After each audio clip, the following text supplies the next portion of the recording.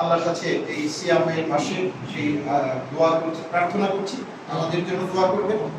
আমরা সবাই সবার জন্য দোয়া করবো এবং পরকালে যারা চলে গেছেন এবং ওই যে ডক্টর ভাই বললেন যে ইসরায়েলের যে কি অবস্থা এবং মধ্যপ্রাচ্যের রাজনীতির যে কি অবস্থা, সেই রাজনীতিতে যাদেরকে লড়ে ওঠার কথা সেখানে crore crore billion billion dollar সেখানে অস্ত্র খাতে ব্যয় হচ্ছে, কিন্তু সেটা মুসলিমদের হত্যার বিপক্ষে আমরা দাঁড়াতে পারছি। তো এই যে সহযোগিতা থেকে আমরা সামগ্রিক ব্যক্তি সব জায়গা থেকে যারা বেরিয়ে আসতে পারি, আল্লাহ আমাদের শিক্ষা অর্জনের জায়গাটা নির্মাণ করে দিই। আমি মাপ চাচ্ছি, আপনাদের কাছে ক্ষমা চাচ্ছি আমার বিব্রতকর অবস্থা থেকে।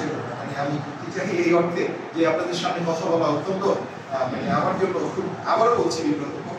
আর আরেকটি বলতে চাচ্ছি, আমি একটু যাবো আর কি, আমার একটু আমন্ত্রণ আছে, সেটা অতিক্রম করতে পারিনি। আপনারা যদি আমাকে একটু দেন আমি যেতে চাই। ধন্যবাদ আপনাদেরকে, আমাকে দোয়া করবেন।